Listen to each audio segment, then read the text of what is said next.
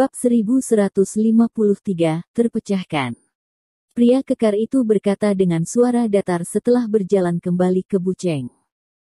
Terima kasih. Bu Cheng mengucapkan terima kasih, dan kemudian bertanya dengan suara yang dalam, mengapa kamu membantuku? Karena saya di sini untuk mencari Tuan He, Anda adalah orang Tuan He.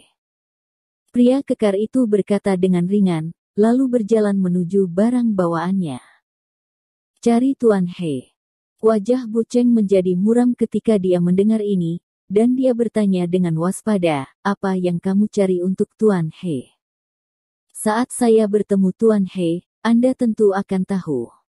Pria kekar itu berkata dengan datar, dan pada saat yang sama dia membungkuk dan mulai mengambil koper dan kertas dari kopernya. Aku akan memberimu satu kesempatan terakhir, katakan padaku, siapa kamu? Kulit Bu Cheng suram, dan otot lengannya yang memegang pisau tegang, dan dia siap menyerang kapan saja, selama pria kekar ini punya. Setiap ambiguitas, dia akan menyingkirkan orang ini dalam satu gerakan, jangan sampai dia mengancam keselamatan Ten He. Tapi yang mengejutkan, pria kekar itu tidak menjawab atau menolak menjawab. Dia hanya berkata dengan acuh tak acuh, di tanganmu. Pedangmu tidak bisa membunuhku, jadi pertahankan sedikit kekuatan, darahmu sudah cukup tumpah. Mendengar apa yang dia katakan, Step Cheng tiba-tiba tampak kaget, dan menatapnya dengan wajah yang tidak bisa dipercaya, dia tidak menyangka dia tampak tersembunyi. Pria kekar ini telah melihat melalui tindakannya. Pria kekar itu memasukkan kertas di sakunya ke dalam sakunya, membawa koper di satu tangan, dan mendukung langkah Cheng di tangan lainnya. Kamu siapa? Bu Cheng bertanya dengan suara yang dalam lagi. Macan putih seperti serigala kuimu. Pria kekar itu menjawab dengan suara teredam. Apa? Bu Cheng tidak bisa membantu tetapi tertegun ketika dia mendengar apa yang dia katakan, dan kemudian tanpa sadar bertanya, tiba-tiba menemukan bahwa kata-kata ini sangat familiar. Lihat, sepertinya aku pernah mendengarnya di suatu tempat. Bintang Douzong, rumah 28. Pria kekar itu berkata dengan tegas lagi. 28 rumah. Mendengar perkataan pria kekar itu, tiba-tiba tubuhnya bergetar, matanya melebar dan wajahnya menatap pria kekar itu dengan tak percaya, terkejut. Berkata, apakah Anda dari keluarga 28 Star Douzong? Ia terkejut dan gembira di dalam hatinya, ia tidak menyangka bahwa paman yang lahir di musim semi dan musim gugur itu baru saja menyerahkan bintang Douling kepada Lin Yu. Ia baru saja memberitahu Lin Yu tentang hal ini. Soal 28 rumah, mereka belum datang dan mencari keturunan dari 28 rumah ini. Kemudian dia berinisiatif mencari pintunya. Pada saat ini, Bu Cheng tiba-tiba menyadari bahwa dia akhirnya tahu mengapa pria kekar itu begitu kuat. Bagaimana mungkin dia tidak hebat? Macan putih seperti serigala kuimu. Pria kekar itu mengulangi lagi. Au, halo, saudara serigala. Bu Cheng mengangguk dengan tergesa-gesa, dan tidak ada perasaan dingin dalam suaranya, lagi pula, saudara serigala yang menyelamatkannya. Kehidupan, dan saudara serigala ini masih datang untuk membantu mereka, pria yang begitu kuat datang ketika mereka paling membutuhkan tenaga. Helper, ini hadiah di salju. Apakah kamu datang sendiri? Bu Cheng menahan kegembiraan di hatinya, dan bertanya pada Kui Wooden Wolf. Bu Cheng, ada apa denganmu? Sebelum Kui Mulang bisa menjawab, teriakan tergesa-gesa datang dari samping, dan kemudian sesosok panik menuju tempat ini. Berlari. Li Tua.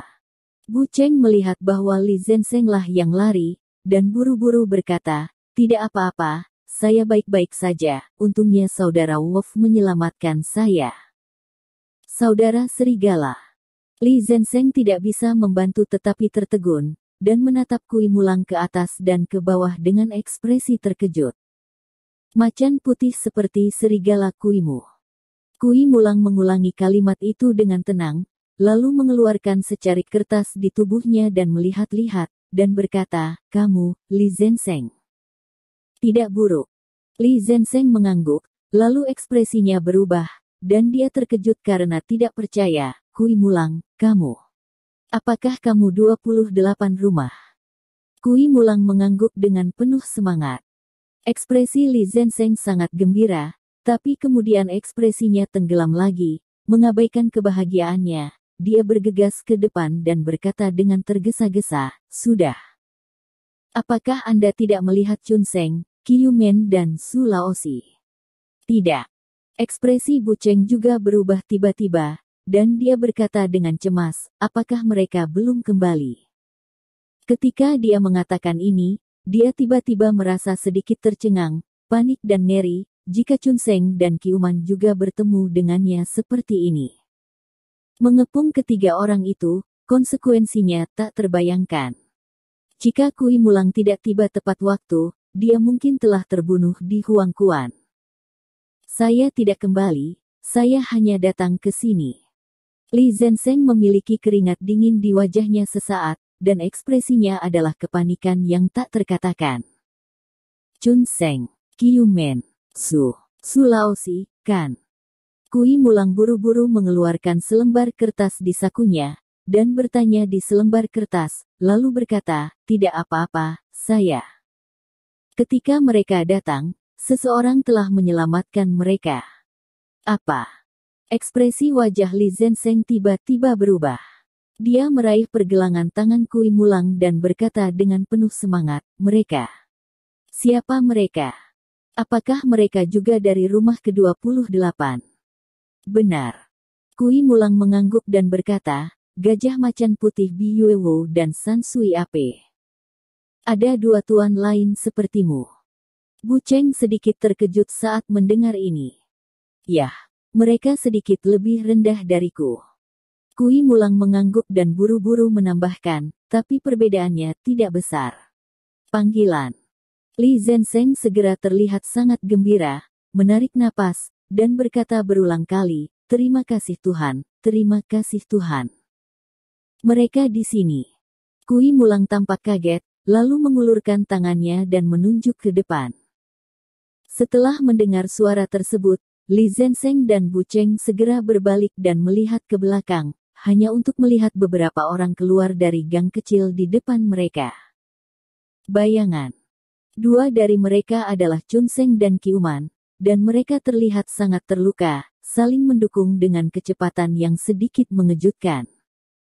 Sial, dan di samping mereka, ada dua orang pria yang berpakaian mirip dengan Kui Mulang, yang seharusnya ikut dengan Kui Mulang. Biyuewo dan San Sui Ape. Chun Seng dan Qiu Man, itu benar-benar mereka. Li Zenseng tampak sangat gembira, menyeringai, lalu ekspresinya tiba-tiba berubah karena tiba-tiba ia menemukan bahwa Biyuewo dan Sen, salah satu dari dua monyet air, sedang menggendong seseorang di bahu. Keempat. Hati Li Zenseng tiba-tiba berkedut, kulitnya langsung berubah pucat, dengan putus asa bergegas menuju beberapa sosok yang jauh. Lalu, setelah sampai, dia mengambil sosok yang sedang digendong, berlutut di tanah dan memeluknya, dan ditemukan. Benar saja, itu adalah Su Laosi yang berlumuran darah. Keempat. Setelah Li Zenseng melihat situasi Su Laosi dengan jelas, tubuhnya tiba-tiba bergetar, air mata jatuh dalam sekejap, dan dia mengikuti Lin Yu untuk belajar terlalu cepat. "Selamat, saya ingin menghentikan darah di Su Laosi," tetapi dia menemukan bahwa perut Su Laosi hampir diayak. "Nak, sepotong darah, tidak ada kemungkinan untuk bertahan hidup sama sekali." Dan Old Forzu hampir mengandalkan jejak terakhir dari kemauan untuk mendukungnya, meninggalkan jejak nafas terakhir. Keempat. Li Zenseng menjerit kesakitan, "Bukankah aku sudah memberitahumu bahwa aku meminta kamu untuk menemukan seseorang dari pesawat militer untuk pergi denganmu? Mengapa Anda tidak patuh? Saya ingin berbicara tentang menantu terbaik, dengan lebih banyak orang yang berpikiran sama, berbicara tentang kehidupan, mencari teman."